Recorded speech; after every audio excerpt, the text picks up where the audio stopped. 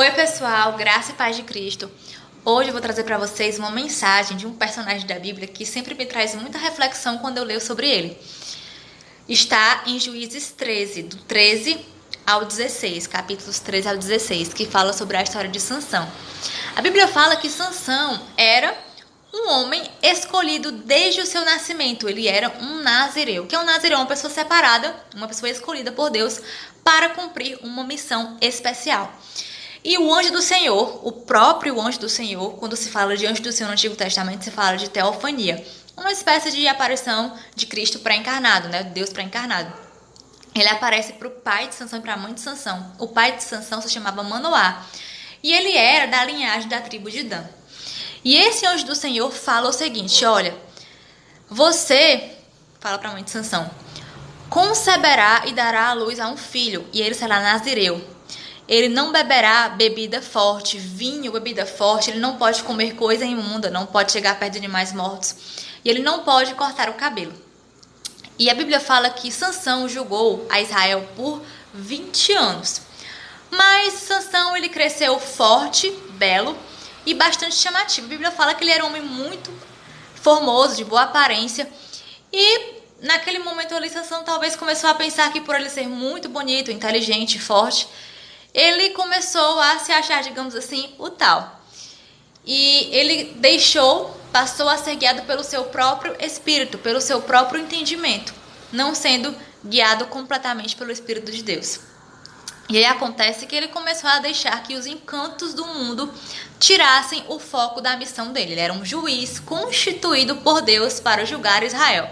E os juízes do antigo Israel, eles eram constituídos por Deus para julgar o povo, realizar audiências, realizar mediações de conflitos, conciliações. Eles eram escolhidos para liderar Israel de forma militar, para liderar o povo de forma espiritual. Só que Sansão acabou se deixando levar pelos encantos do mundo. Há vários acontecimentos no livro de Juízes, do 13 ao 16, capítulos 13 ao 16, que falam que Sansão casou com uma mulher filisteia, ele matou um leão, chegou perto de animais mortos, bebeu bebida forte, casou com uma filisteia, se aproximou de Dalila. Várias coisas ocorreram que desagradaram o Espírito do Senhor. E ele sempre ia contra os filisteus e sempre ia de frente com os interesses dos filisteus. Acontece que um dia os filisteus chamaram uma mulher que se chamava Dalila para seduzir Sansão e para tirá-lo do foco. E aí ela sempre perguntava: Sansão, de onde vêm as suas forças? E ele dizia assim: não posso falar. Você pode me amarrar com cordas e quando os filisteus vierem, eles irão descobrir de onde vem a minha força. Só que, na verdade, ele sempre mentia para ela. Mas um dia, ele acabou sendo seduzido por ela de forma tão grande que ele contou que as forças dele viriam do seu cabelo. Na verdade, era o Espírito do Senhor que estava sobre ele, mas o cabelo era um mistério que Deus tinha com ele, era algo precioso que Deus tinha com ele. Ele falou assim: meu cabelo, ele é importante para que eu tenha essa força. E aí a Dalila contou isso para os filisteus. E o que eles fizeram? Cortaram o cabelo de Sansão. E aí, quando Dalila disse assim: Sansão, lá vem os filisteus.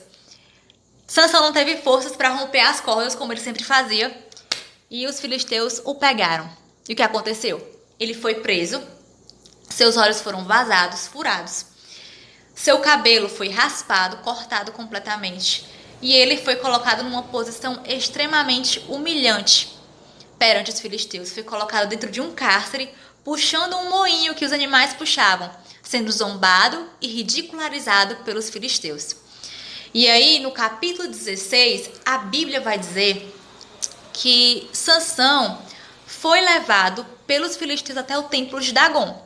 E lá eles rendiam glórias ao deus deles, ao deus Dagom, e diziam que Dagom havia entregue Sansão nas mãos deles. E a Bíblia fala que Sansão pede para ficar no meio das colunas do templo. E havia milhares de pessoas ali dentro em adoração a esse deus Dagom. E Sansão faz uma oração naquele momento. Ele mostra profundo arrependimento. Isso é bem nítido no capítulo 16.